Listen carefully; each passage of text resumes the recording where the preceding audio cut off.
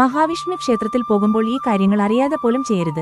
സ്ത്രീകൾ ക്ഷേത്രത്തിൽ പോകുമ്പോൾ തലമുടി അടിച്ചിട്ട് പോകരുത്. തലമുടി കെട്ടി വൃത്തിയായ ശേഷം ക്ഷേത്രത്തിൽ പോകണം. ഒരിക്കലും വെറും കൈയോടെ ക്ഷേത്രത്തിൽ പോകരുത്. കുറഞ്ഞത് ഒരു തുളസിമാല എങ്കിലും ഭഗവാന് വാങ്ങിക്കൊണ്ടുപോകണം. ഇത് ഭഗവാനോടുള്ള നമ്മുടെ സ്നേഹത്തെയും ഭക്തിയെയും പ്രകടിപ്പിക്കുന്നു. എപ്പോഴും ക്ഷേത്രത്തിൽ ഭഗവാന്റെ നേരെ നിന്ന് ദർശിക്കരുത്. ഇടത്തോ വലത്തോ നീങ്ങി ഏതാണ്ട് 30 ഡിഗ്രി ചരിഞ്ഞു നിന്ന് വേണം തൊഴാൻ. ബിംബത്തിൽ കുടികൊള്ളുന്ന ദൈവ ചൈതന്യം ഭക്തരിലേക്ക് സർപ്പാകൃതിയിലാണ് എത്തിച്ചേരുന്നത്. ക്ഷേത്രത്തിൽ നിന്ന് കിട്ടുന്ന പ്രസാദം മറ്റാർക്കും നൽകരുത്. അത് നിങ്ങളുടെ കുടുംബാംഗങ്ങളോടൊപ്പം കഴിക്കണം. കാരണം ആ പ്രസാദത്തിൽ മഹാലക്ഷ്മി അധിവസിക്കുന്നതായി ഐതിഹ്യമുണ്ട്. മഹാവിഷ്ണു ക്ഷേത്രങ്ങളിൽ ഇരിക്കരുത്.